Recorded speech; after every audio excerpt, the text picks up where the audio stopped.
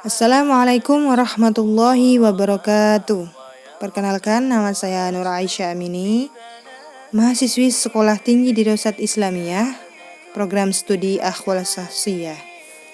Pada kesempatan kali ini saya akan membacakan rangkuman materi atau video grafis mata kuliah metode pengajaran, subtema kurikulum. Berawal dari definisi kurikulum. Definisi kurikulum ialah berasal dari bahasa Yunani, yaitu karir atau pelari, dan career yang merupakan istilah bagi tempat berpacu, berlari dari sebuah perlombaan yang telah dibentuk. Lebih tepatnya, kurikulum ialah seperangkat isi, bahan ajar, tujuan yang akan ditempuh sebagai pedoman penyelenggaraan kegiatan pembelajaran untuk mencapai tujuan pendidikan. Kemudian di dalam pembahasan kurikulum memiliki beberapa konsep. Yang pertama adalah substansi, sistem, dan bidang studi. Kemudian di dalam subtema pembahasan kurikulum memiliki beberapa fungsi. Fungsi yang pertama yaitu fungsi penyesuaian, kemudian fungsi integrasi, yang ketiga fungsi diferensiasi, fungsi persiapan, fungsi pemilihan, dan fungsi diagnostik. Kemudian komponen kurikulum.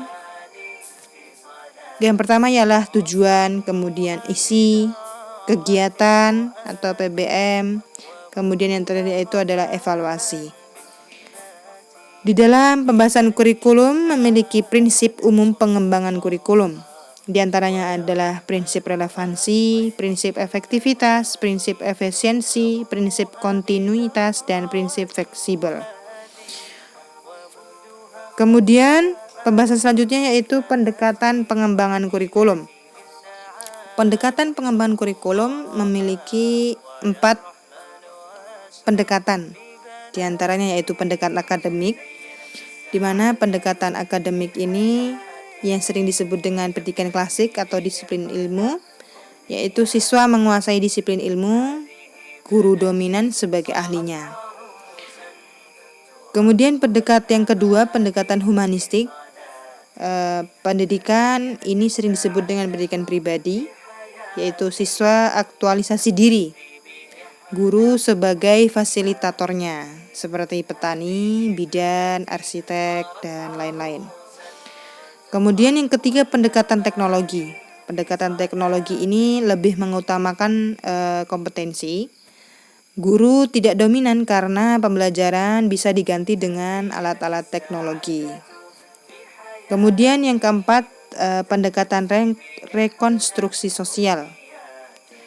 Pendekatan ini sering disebut lebih terkenal dengan pendidikan interaksional, yaitu siswa sebagai makhluk sosial. Jadi siswa berinteraksi dengan guru dan siswa juga berinteraksi dengan siswa-siswa yang lainnya. Yang terakhir yaitu perubahan kurikulum di Indonesia. Perubahan kurikulum di Indonesia telah mengalami 10 kali pergantian kurikulum. Berawal dari tahun 1947. Perubahan pertama tahun 1947 ini kurikulum pengganti sistem pendidikan Belanda. Kemudian perubahan yang kedua pada tahun 1952, kurikulum berubah mengarah pada sistem pendidikan nasional. Kemudian perubahan kurikulum yang ketiga terjadi pada 1964. Kurikulum berubah menjadi program Pancawardhana yang meliputi pengembangan daya cipta, rasa, karsa, karya, dan moral. Perubahan keempat terjadi pada 1968. Yaitu kurikulum berubah menjadi Pancawardhana dirubah menjadi pembinaan jiwa Pancasila, pengetahuan dasar dan kecakapan khusus. Kemudian perubahan yang kelima terjadi pada 1975. Kurikulum berubah menjadi menekankan pada tujuan agar pendidikan lebih efisien dan efektif melalui konsep MBO. Kemudian perubahan keenam terjadi pada 1984, yaitu kurikulum peserta didik ditempatkan sebagai subjek belajar melalui CBSA.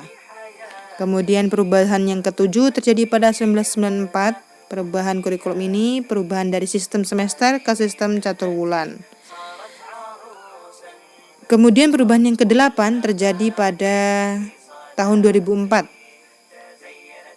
yaitu perubahan kurikulum menjadi berorientasi pada ketercapaian kompetensi peserta didik, baik secara individual maupun klasikal. Kemudian perubahan ke-9 terjadi pada 2006 atau sering disebut dengan KTSP. Kurikulum ini berubah menjadi pendidikan diberikan kebebasan untuk merencanakan pembelajaran sesuai kondisi peserta didik dan kondisi sekolah. Kemudian perubahan yang terakhir yaitu pada tahun 2013 atau biasa yang disebut dengan K13, kurikulum 2013. Kurikulum ini menitik beratkan kepada mengembangkan potensi peserta didik menjadi manusia yang beriman dan bertakwa, berakhlak mulia, serta menjadi warga negara yang bertanggung jawab.